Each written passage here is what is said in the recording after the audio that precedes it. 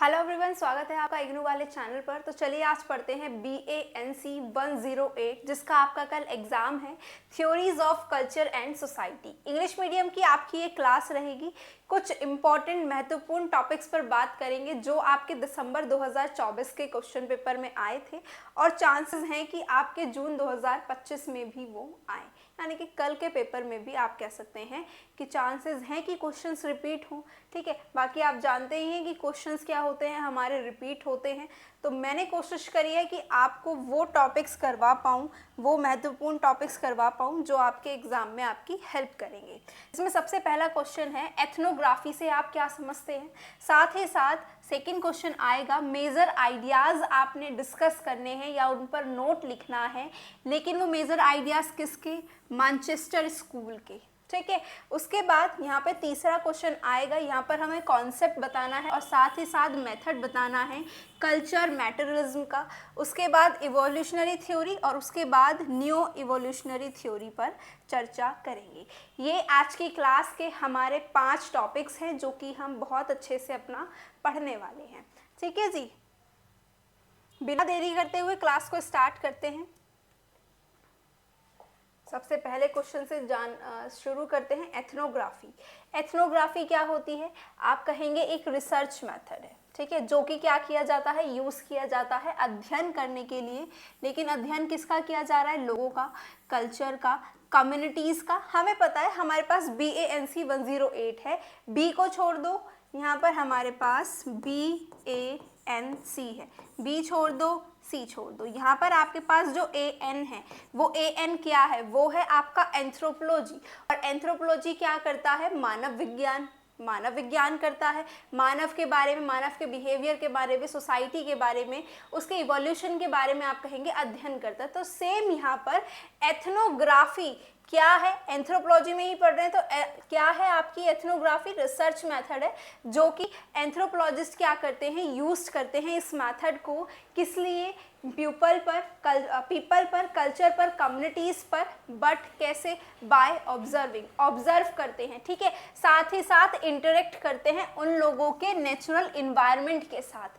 ठीक है, उन्हें ऑब्जर्व करेंगे, उन्हें देखते हैं। ठीक है, जैसे स्कूल में हमारी टीचर्स हमें ऑब्जर्व क्या करती थी, बच्चों को ऑब्जर्व करती थी, कौन बच्चा शैतान है, कौन बच्चा शैतान नहीं है, कौन ज़्यादा होशियार है, ठीक है, कौन बहुत वीक है, ऑब्जर्व करना। ठीक है, साथ ही साथ उनके साथ जो लोग हैं, कल्चर है, उनकी जो पूरी की पूरी कम्युनिटीज़ थी, ठीक है, उनके नेचुरल, उनके सीधा सीधा सा उनके इन्वायरमेंट के साथ, जैसा उनका सराउंडिंग था उसमें इन्वॉल्व होकर के, उनमें इंटरेक्ट करके ऑब्जर्व करते थे, लोगों को जानते थे, उनका रहने का तरीका क्या था, उनका बिहेव कैसा था, वो अपनी डे टू डे लाइफ्स में किस तरीके से सोचते हैं।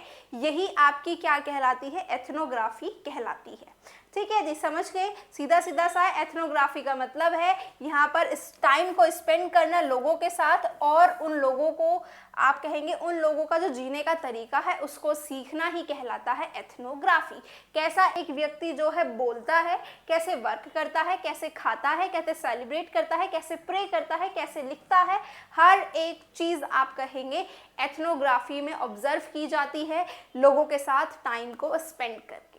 ठीक है, यहाँ क्या क्या फीचर्स हैं एथनोग्राफी के? पहला तो है हमारा फील्ड वर्क बेस। यहाँ पर जो रिसर्चर हैं वो प्लेस पर जाते हैं जहाँ पर लोग रहते हैं और उनको जानते हैं, उनको ऑब्जर्व करते हैं। Observation plus participation, field work तो ये हो गया, प्लेस तक गए, लोग जहाँ पर रह रहे हैं। ठीक है, उसके बाद ऑब्जर्वेशन प्लस पार्टिसिपेशन, ऑब्जर्व भी करेंगे, पार्टिसिपेट भी लेंगे, इंटरेक्ट भी करेंगे, उन लोगों को देख भी रहे हैं, उनके बिहेवियर को समझ भी रहे हैं, साथ ही साथ जो उनकी डे टू डे की डेली की एक्टिविटीज़ है उसमें पार्टिसिपेट भी ले रहे हैं। फिर थर्ड आता है डिटेल डिस्क्रिप्शन।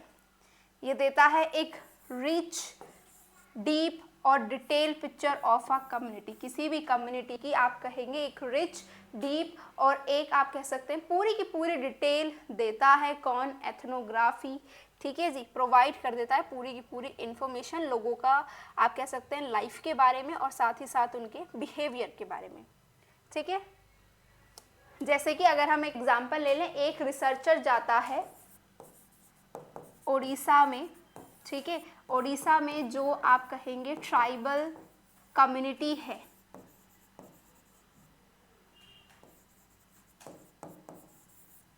ओडिशा की जो ट्राइबल कम्युनिटी है उनके साथ 6 महीने रहता है वो रिसर्चर, और वहाँ पर जानता है कि जो ट्राइबल कम्युनिटी है ओडिशा की, वो लोग किस तरीके से अपनी जीविका आप कह सकते हैं जीते हैं वो लोग, ठीक है, कैसे बिहेव करते हैं, कैसे खाना पीना करते हैं, कैसे उनका पूरा का पूरा कल्चर है, ट्रेडिशन है, लैंग्वेज है, किस तरीके का उनका बिहेव है। ये आपका किस में आता है, आप सिंपल सा कह देंगे यही हमारा कहलाता है एथनोग्राफी, ठीक है जी। या फिर इसका एग्जांपल ले सकते हैं, एक सोशियोलॉजिस्ट जाता है कॉलेज हॉस्टल में और स्टूडेंट की लाइफ को क्या करता है, ऑब्जर्व करता है, वो आपका कहलाता है एथनोग्राफी। यहाँ पर मैंने आपको इसके 2 एग्जाम्पल दे दिए जो बेहतरीन से एग्जाम्पल्स हैं, ठीक है जी, जैसे यहाँ पर जो मैंने अभी आपको बताया भी। और सीधा सीधा सा एथनोग्राफी, आप अगर एग्जाम में एथनोग्राफी से रिलेटेड कोई भी क्वेश्चन आता है तो डेफिनेशन के साथ साथ आपको ये भी लिख कर के आना है कि एथनोग्राफी क्या होता है, लोगों के साथ रहना, साथ ही साथ उनको ऑब्जर्व करना, प्लस उनके कल्चर को समझना, यही 3 चीज़ें क्या कहलाती हैं, आप कह देंगे एथनोग्राफी कहलाती है, ठीक है। चलो नेक्स्ट क्वेश्चन की तरफ आते हैं। अब यहाँ पर आता है अब मैनचेस्टर स्कूल, ठीक है। चलो मैनचेस्टर स्कूल क्या होता है, सोशल एंथ्रोपोलॉजिस्ट का एक ग्रुप जो कि किसके ऊपर बेस्ड है, university of Manchester, mainly in 1940s and 1960। जो मैनचेस्टर स्कूल है वो क्या रेफर करता है, वो जो हमारे सोशल एंथ्रोपोलॉजिस्ट हैं उनके ग्रुप को रेफर करता है मैनचेस्टर स्कूल। कहाँ पर रेफर करता है, at the university of Manchester, और ये कब का समय की बात कर रहे हैं हम, 1940 से 60 में, ठीक है। ये जाने जाते हैं field work in American societies, specially in Zambia and Malawi, and their unique approach to study social conflict, change and interaction. तो सीधा सीधा सा आप कह सकते हो कि जो हमारा मैनचेस्टर स्कूल है, ठीक है, उसने किस चीज़ पर फोकस किया, उनकी क्या अप्रोच थी, किस चीज़ पर वो अध्ययन कर रहे थे, सोशल कॉन्फ्लिक्ट पर क्या चेंजेस हो रहे थे, किस तरीके के आप कहेंगे इंटरेक्शन थे, इस चीज़ पर जो हमारे सोशल एंथ्रोपोलॉजिस्ट थे या फिर उनका ग्रुप था या फिर आप कह सकते हैं मैनचेस्टर स्कूल है, वो इन्हीं सब चीज़ों पर फोकस कर रहा था, कॉन्फ्लिक्ट पर जो चेंजेस देखे जा रहे थे, या फिर आप कह सकते हैं कोई भी इंटरेक्शन, या फिर हमारी जो मॉडर्न अर्बन लाइफ, धीरे धीरे आप कहेंगे हम लोग मॉडर्न अर्बन लाइफ की तरफ मूव कर रहे हैं, उसकी तरफ उन्होंने फोकस किया था, ठीक है। मेजर आइडियाज क्या है मैनचेस्टर स्कूल के, कॉन्फ्लिक्ट और सोशल चेंज।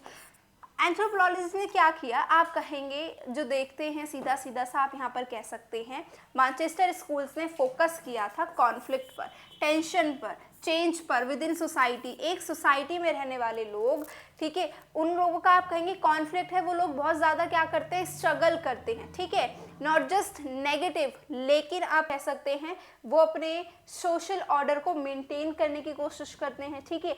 अपने जो ये कॉन्फ्लिक्ट है ना, सीधा सीधा सा नेचुरल है, ये जो पूरा का पूरा कॉन्फ्लिक्ट है ये नेचुरल है, इसी की वजह से क्या देखने के लिए मिलता है, आप कहेंगे सोशल चेंज देखने के लिए मिलता है, ठीक है। तो सबसे पहला तो आइडिया यही था कॉन्फ्लिक्ट एंड सोशल चेंज का। उसके बाद यहाँ पर आता है सिचुएशन एनालिसिस। सिचुएशन क्या है, यानी कि सोशल बिहेवियर क्या है, उसको समझने में हेल्प करना, ठीक है। कुछ स्पेसिफिक इवेंट्स है, कोई भी सिचुएशन है, कोई भी कंडीशन है, उसको डिटेल में जानना, उस पर पूरा फोकस करना, डीपली फोकस करना, उसको समझना, क्या कहलाएगा आपका सिचुएशनल एनालिसिस, जो भी सिचुएशन है उसको समझना।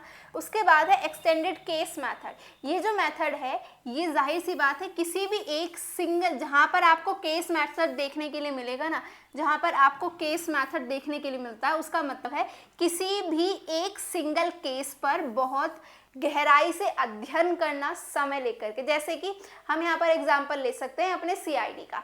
सीआईडी सभी देखते हैं, सीआईडी बचपन से सभी ने देखा है, तो वहाँ पर जो पूरी सीआईडी की टीम है वो एक ही केस पर बहुत अच्छे से अध्ययन करती है और इस केस को सॉल्व करती है।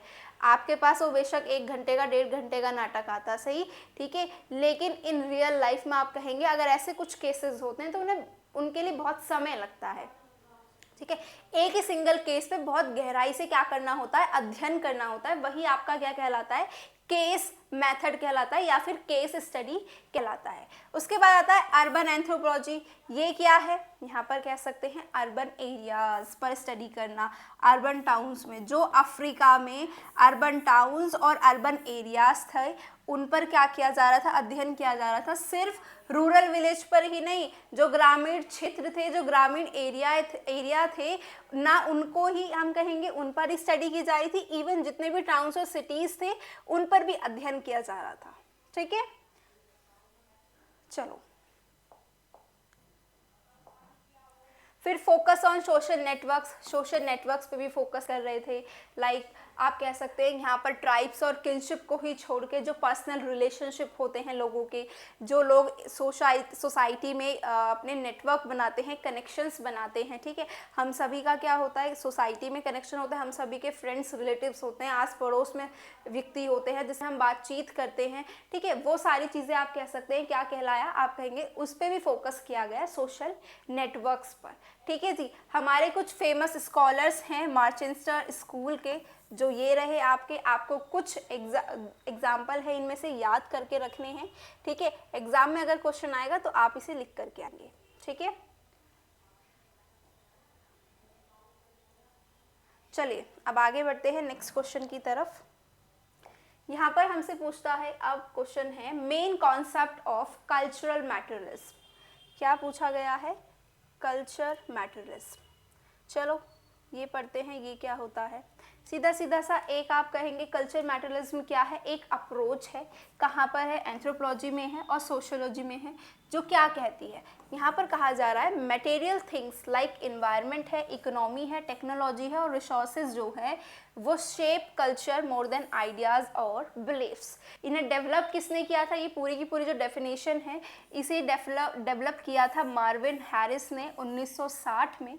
यहाँ पर मटेरियल थिंग्स का आप कहेंगे ये कहना है कि जो कल्चर मैटेरियलिज्म है वो एक अप्रोच है जो कि स्टडी करती है कल्चर पर, लेकिन किस चीज़ पे फोकस करके, मटेरियल थिंग्स पे। किस प्रकार की मटेरियल थिंग्स है, हमारा इन्वायरमेंट, इकोनॉमी, टेक्नोलॉजी, रिसोर्सेज, आप कह सकते हैं यहाँ पर फूड आ सकता है। ठीक है, यहाँ पर सिर्फ बिलीफ की बात नहीं हो रही है, यहाँ पर हम आइडियाज़ की, बिलीफ की बात नहीं कर रहे हैं। आइडिया बिलीफ से ज़्यादा हम यहाँ पर किस पर अध्ययन कर रहे हैं, किस पे फोकस कर रहे हैं, इन्वायरमेंट और बाकी अदर मटेरियल थिंग्स पर। यही आप कहेंगे डेफिनेशन है कल्चरल मैटेरियलिज्म की, जो मार्विन हैरिस ने डेवलप करी थी, इंट्रोडक्शन दिया था 1960 में।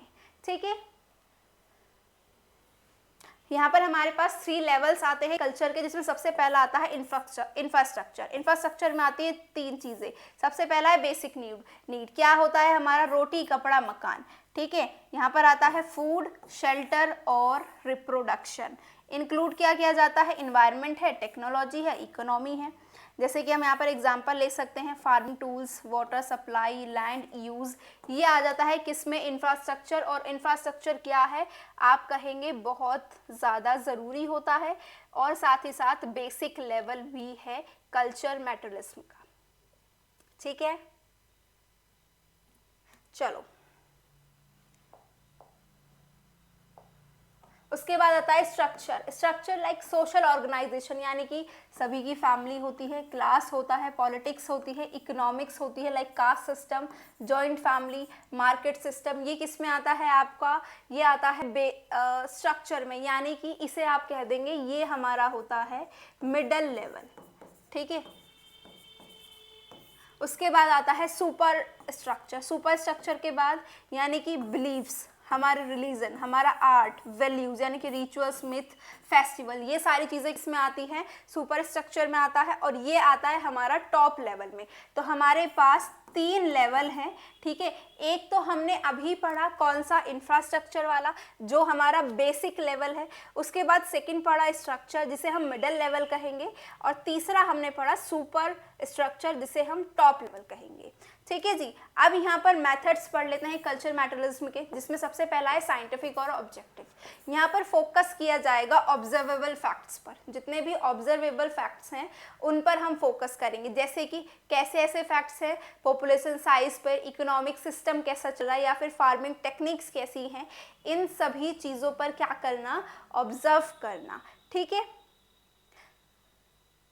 हम फोकस सबसे ज्यादा किस पे करेंगे कि लोग क्या करते हैं, लोगों के क्या एक्शन होते हैं, ना कि लोगों के क्या आइडियाज हैं, लोगों के क्या बिलीफ्स हैं। इन सभी पर हम यहाँ पर लेस ऑब्जर्वेशन करेंगे। जो आपको मोर ऑब्जर्वेशन देखने के लिए मिलता है वो यहाँ पर देखने के लिए मिलता है लोगों के एक्शन पर। ठीक है, हम सबसे ज़्यादा जो ऑब्जर्व करेंगे वो किस पर करेंगे, लोगों के एक्शन पर, लोग क्या करते हैं, ना कि लोगों के पास क्या आइडियाज़ हैं, क्या ओपिनियन है, लोग किस पर विश्वास करते हैं, इस पर कम हम कहेंगे सीधा सीधा सा फोकस किया जाता है कल्चर मैटरिज्म के मेथड में। ठीक है, उसके बाद आता है एटिक और एमिक पर्सपेक्टिव। एटिक क्या आता है, हमारा आउटसाइडर व्यू। एमिक आता है जो हमारा इनसाइडर व्यू होता है।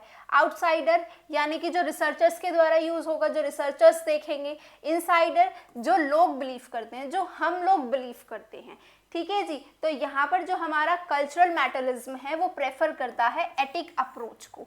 जाहिर सी बात है, जो रिसर्चर्स यूज कर रहे हैं कल्चर के पैटर्न को समझाने के लिए, ठीक है, साइंटिफिकली उसको एक्सप्लेन करने के लिए, तो यहाँ पर अप्रोच कौन सी यूज की जाती है, कौन सा पर्सपेक्टिव यूज किया जाता है, एटिक। जिसे कौन यूज करता है, रिसर्चर्स यूज करते हैं, यानी कि आउटसाइडर का व्यू पर हम सबसे ज्यादा फोकस करते हैं। ये मेथड होता है आपका सेकेंड, यानी कि एटिक और आउटसाइडर्स व्यू। ठीक है, उसके बाद आता है यहाँ पे third, cause and effect thinking, यानी कि फाइंड जो मटेरियल कॉसेज है उसको फाइंड करो कल्चर बिलीफ्स के बिहाइंड। जैसे कि यहाँ पर आप कह सकते हैं sacred cows in India are not just religious, they are also useful for ploughing fields and producing dung for fuel. हम सभी को पता है भारत में जो गाय है हम उन्हें माता मानते हैं, उनकी पूजा करते हैं, है ना। लेकिन अगर ये तो बिलीफ है, हम सभी का मानना है, लेकिन इसके अलावा गाय का और क्या क्या उपयोग है। गाय दूध देती है, ठीक है, साथ ही साथ हम कह सकते हैं जो गोबर होता है उसका यूज़ करके हम क्या बनाते हैं, फ्यूल बनाते हैं, जो कि किस लिए काम आता है, आप कह सकते हैं पेड़ पौधे के लिए काम आता है। ठीक है, साथ ही साथ जो खेत होते हैं पहले ज़माने में, अगर ट्रेडिशनल मेथड की बात करें तो खेत को जोतने के लिए भी किसका काम कौन काम आता है, गाय ही काम आती थी। तो यहाँ पर हमारे पास क्या है, ये कॉज और इफेक्ट थिंकिंग है। ठीक है, यानी कि आपके पास यहाँ पर रिलीजियस भी है और साथ ही साथ इकोनॉमिक यूज भी आपको यहाँ पर दिखाई दे रहा है।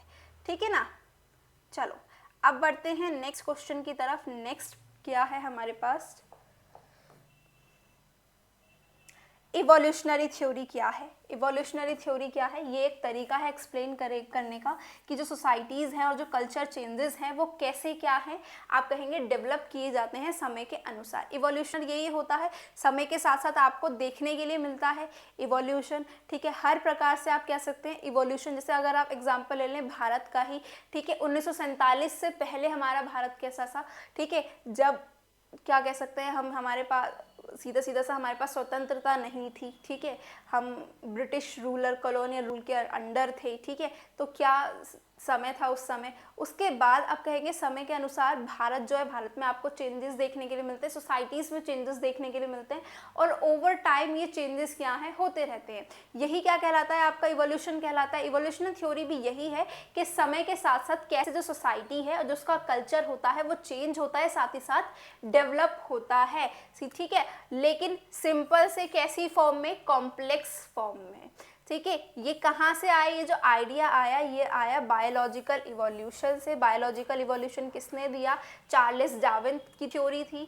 ठीक है, लेकिन यहाँ पर हम इसे यूज़ कर रहे हैं क्या समझने के लिए, सोशल और कल्चरल डेवलपमेंट को समझने के लिए।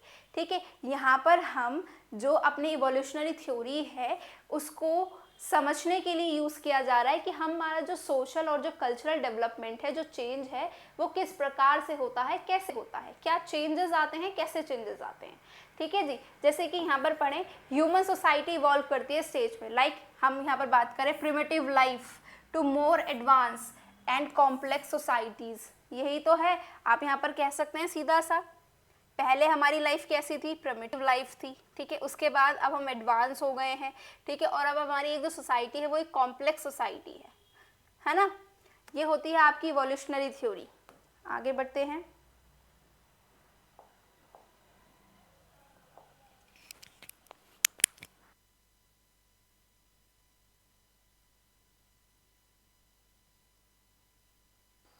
फीचर्स क्या क्या हैं हमारे इवोल्यूशनरी थ्योरी के? पहला है यूनिलीनियर, जो सोसाइटीज़ है सिर्फ डेवलपमेंट की एक ही लाइन को फॉलो करती है, यानी कि सिंपल से सीधा complex. Savage, barbarian, civilised age पर अर्ली थिंकर्स, हमारे अर्ली थिंकर्स का ये कहना है, ठीक है, ये एक एग्जाम्पल है। और हमारे थिंकर कौन है? Lewis Henry Morgan.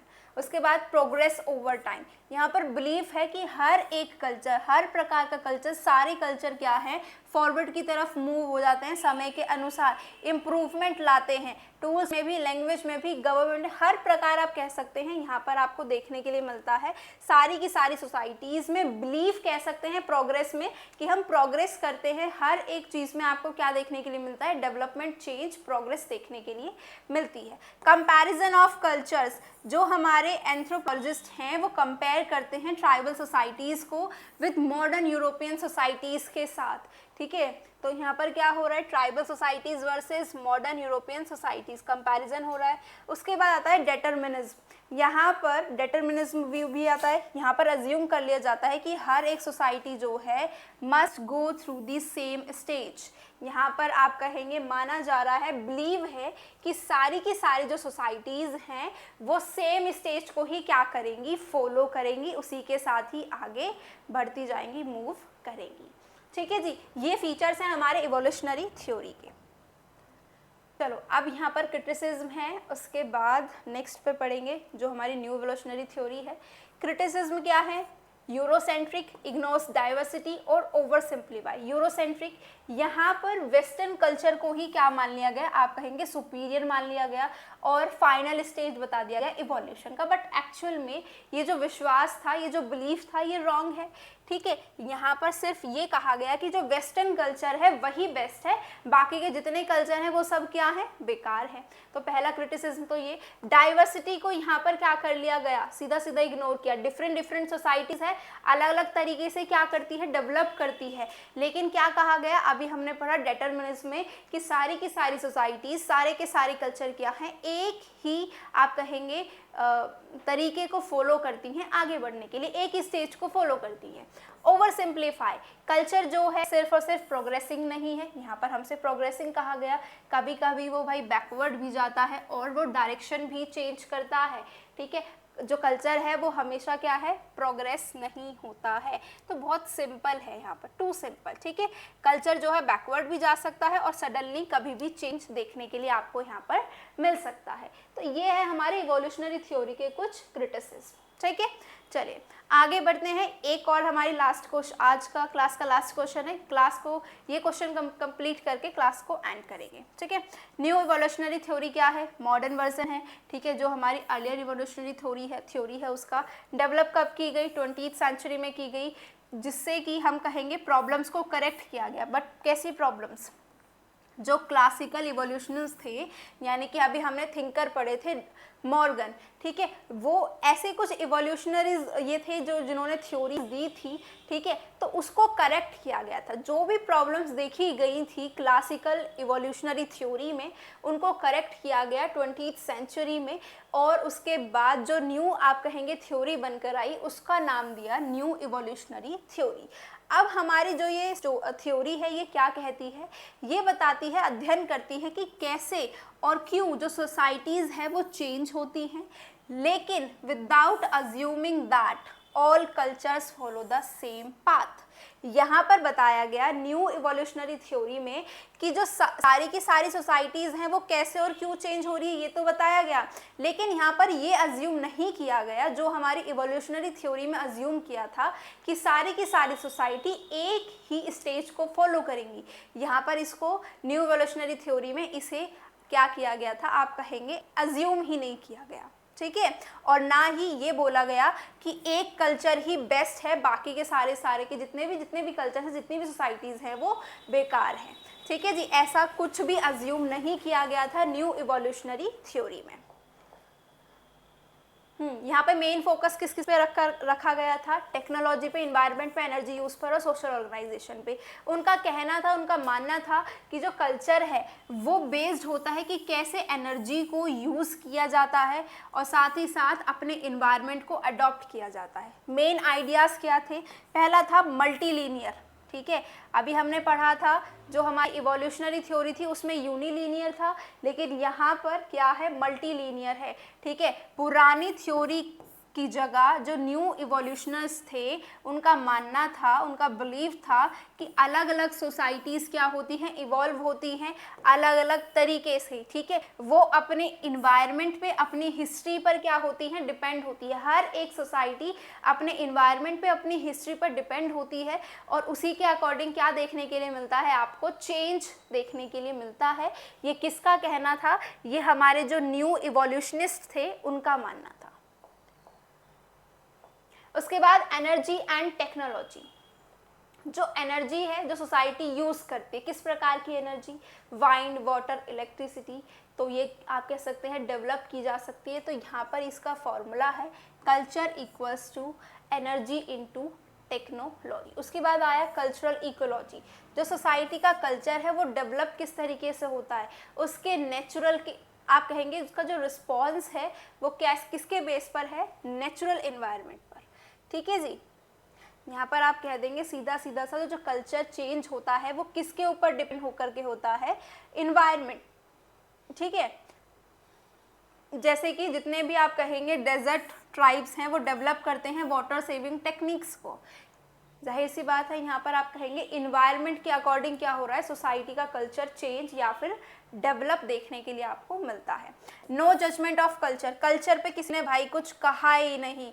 ठीक है, किसी का कल्चर आप कहेंगे सुपीरियर है, इन्फीरियर है, बेस्ट है, गुड है, बेटर है, कुछ कहा ही नहीं, कोई जजमेंट ही नहीं की, बस कल्चर है, दैट्स इट। ठीक है, इन्फीरियर, सुपीरियर, ठीक है, कुछ नहीं कहा किसी ने भी। आप कहेंगे जो भी हमारे न्यू इवोल्यूशनिस्ट थे उन्होंने इस बारे में कुछ भी चर्चा नहीं करी थी।